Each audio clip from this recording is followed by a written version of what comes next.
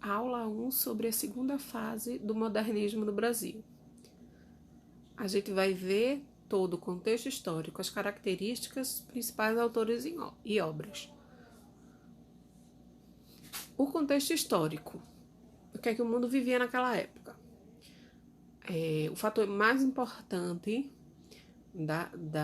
do panorama, né, de 1930 a 1945, que foi o período dessa segunda fase, né, foi a queda da Bolsa de Valores de Nova York. A partir disso, a gente vê um colapso financeiro, desemprego, fome, miséria, né, paralisações, as fábricas sendo paralisadas, exatamente porque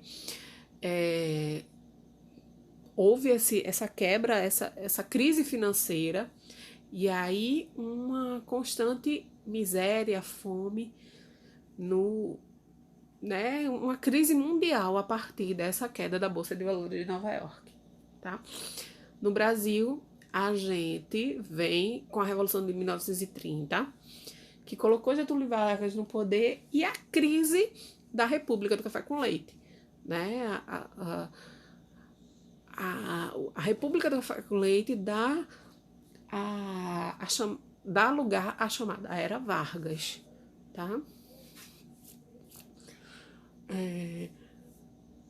Nesse período também surgem importantes editoras, como a José Olímpio, que foi muito famosa durante muitos anos, até 1990 mais ou menos aí, e que publicou bastante obras, principalmente de autores nordestinos, tá? A população brasileira cresceu significativamente e mais da metade da população brasileira eram analfabetos, tá?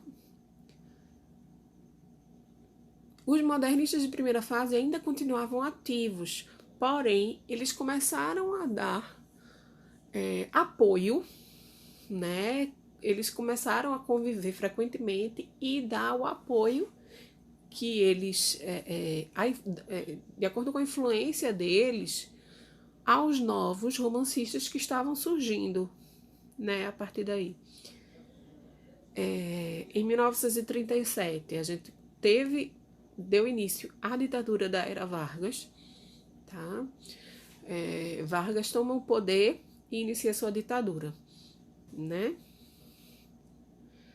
E até 29 de outubro de 45, quando Getúlio renunciou ao cargo, ok? As características. As principais características dessa segunda geração são essas, né? A primeira geração, a primeira fase, ela veio para destruir os laços, as influências, a linguagem. E essa segunda fase, ela veio para fazer valer toda aquela luta que a primeira fase teve. Então, ele veio para destruir, e a segunda fase, ela veio para consolidar toda aquela luta, tá? Então, a gente tem aí o amadurecimento da poesia, a ampliação das conquistas dos primeiros modernistas, né? E o alargamento dos horizontes. A temática começa a variar, a ser eclética, né? Diferente, por exemplo, lá dos romancistas, dos românticos, né? Que tinham aquele tema único. Agora não, a gente tem uma variedade de temas, né? A gente tem uma amplitude de temas, como se, além daqueles temas clássicos, como o amor, a gente tem outros também, inclusive algumas questões sociais, né?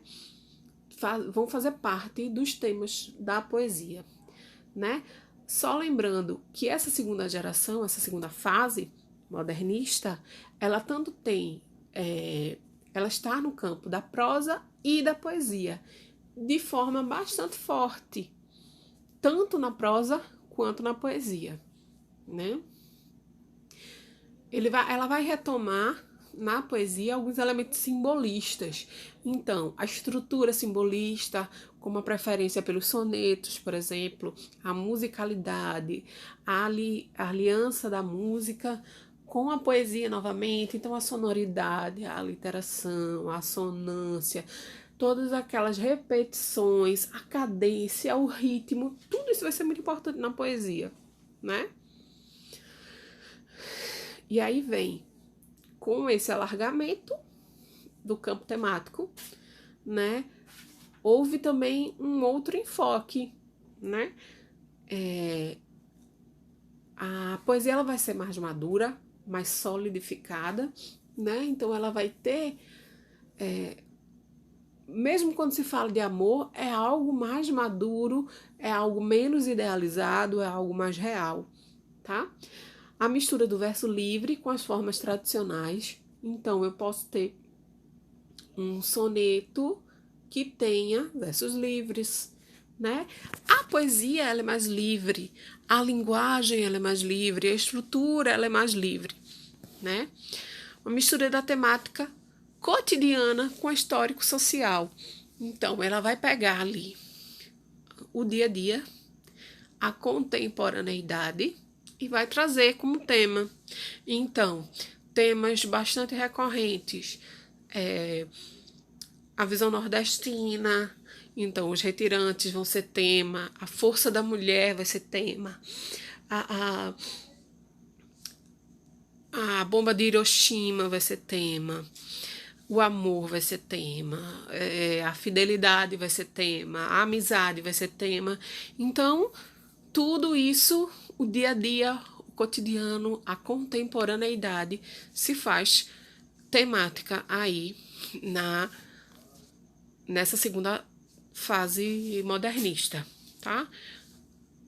Vai ser um vocábulo mais liberto dos apegos, então a gente vai ter palavras mais simples, a gente vai ter palavras, construções de frases mais simples, né? O uso, por exemplo, do pronome você no lugar do pronome tu, então o uso mais de terceira pessoa, de pronomes de terceira pessoa, como você, pronome pessoal de tratamento de terceira pessoa, no lugar do tu, que era recorrente na linguagem de Portugal. Então, essa rejeição aos padrões portugueses, né, uma libertação desses padrões portugueses, uma maneira própria de se ver o mundo. Então, a visão do retirante, a visão de quem viveu o desastre de Hiroshima, o sofrimento de quem está vivendo o amor, né? Tanto um amor que cause dor, quanto um amor que tenha sido bem sucedido. Então, uma visão, uma maneira livre de ver o mundo, né? Eles também afirmavam libertação nesse desejo de ser atual, da temática bem atual, né? De uma contemporaneidade, de exprimir a vida, o dia a dia das pessoas, de trazer para dentro da literatura o que estava acontecendo na época, né? O retrato das coisas do dia a dia, do cotidiano, com palavras simples também, com palavras que todo mundo entenda. Quando eu disse a vocês que o folhetim, ele tirou a literatura de dentro do palácio e trouxe para as ruas, na realidade, isso aconteceu apenas de forma de que abrangeu todo mundo, que todo mundo tinha um contato. Mas e o entendimento? Será que todo mundo entendia aquilo que estava sendo lido no romantismo? Né? Essa libertação vai acontecer agora no modernismo, principalmente nessa segunda fase. Ela não vai estar somente acessível fisicamente, o papel, todo mundo vai poder ter contato. Agora todo mundo vai conseguir entender o que a literatura quer dizer, né? E também ela tem um estilo sonoro, um estilo próprio, um estilo retórico, né? Vamos falar agora um pouquinho sobre os principais autores e as principais obras, tá? Os principais autores da prosa moderna, de segunda fase: Raquel de Queiroz, José Lins do Rego, Graciliano Ramos, Jorge Amado e Érico Veríssimo, tá? Vamos começar com Érico Veríssimo, né? Ele é o pai de Luiz Fernando Veríssimo, que hoje, na contemporaneidade, ele é um grande cronista,